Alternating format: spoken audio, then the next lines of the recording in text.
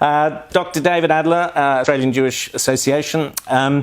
You've got a great article, front cover in The Spectator Australia this week, of which I'm the editor. You basically are saying, is Labor policy, so there's the cover, never again, you're challenging the Labor Party to cut that sign out, cut that yellow star out and wear it to show support for Jews. When are we going to see that from the Labor Party? You asked the question, is Labor policy complicit with Hamas? What do you mean?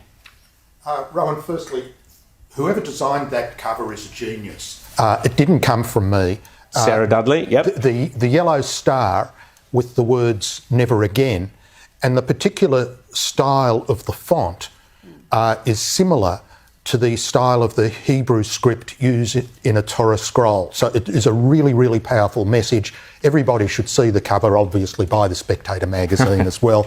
No conflict of interest here. But what we're saying about the Labor policy is that it has actually become not only just very hostile to Israel, it's become Hamas friendly. So when you see things like a whole series of decisions removing the limited recognition of Jerusalem as the capital, changing the way Australia votes at the UN, changing the terminology that's used in Australian diplomacy, so we're no longer speaking about disputed territories, we've now adopted the term occupied territories. Now, with the focus on Gaza, that is an obvious lie. You said in your editorial how Israel had withdrawn from Gaza in 2005.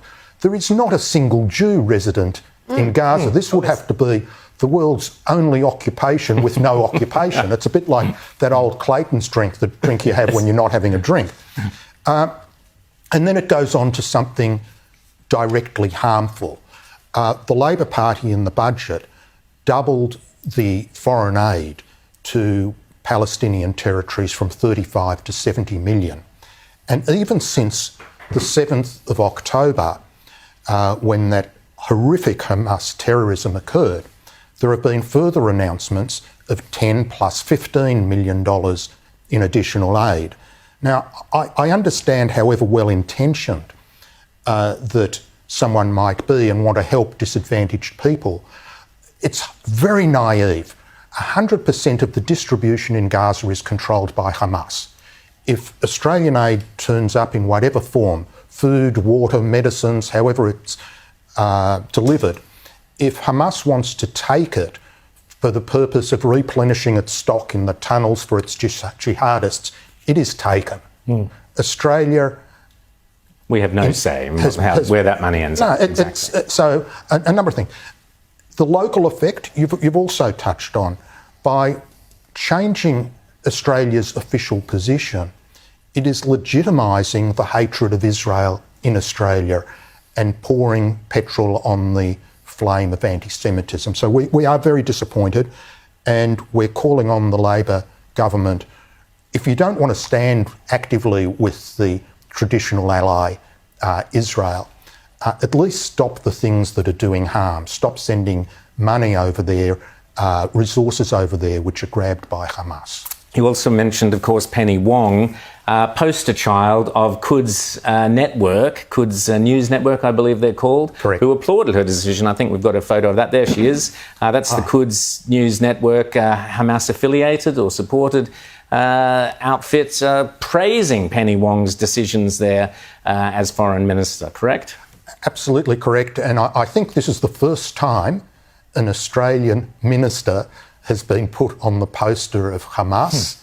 Let's hope it's the last. Maybe you've got to think whether it's the correct policy or not if you're praised by Hamas. Well, and it extends to us abstaining from certain UN votes, which have also been noticed. Now, there's also the semantics around, OK, we know a ceasefire is going to help Hamas, allow them to regroup. So now there are calls for what's been called a humanitarian pause. Now, I don't know how that differs from a ceasefire, but what's your response to that? What's your response to people who say, why can't we have a pause just so the innocent civilians can get some assistance or perhaps remove themselves from the line of fire? The Israeli Prime Minister Bibi Netanyahu was asked a very similar question at a press conference by a Channel 7 journalist, an Australian journalist. And he said that sort of proposal really has to be sent to Hamas. We recognise a safe zone in southeast Gaza. We want the civilians to gather there. Hamas is blocking them. Now, I saw in the last 24 hours a video of civilians who were trying to go to safety. They were killed by Hamas gunmen and their bodies are on the road. Hamas control still the bulk of what happens to the civilians. Every casualty is the responsibility of Hamas. The lack of humanitarian aid is the responsibility of Hamas. They have been given the world's greatest foreign aid per capita, and they've used it for tunnels and weapons, etc. Israel left a thriving greenhouse-based agricultural industry. There are videos of them digging up. It was a market garden. Gaza was a market garden. To turn it into rockets. So, unfortunately, whether you call it ceasefire, humanitarian pause, it would be like when the US went after Al-Qaeda following 9/11, creating a humanitarian pause.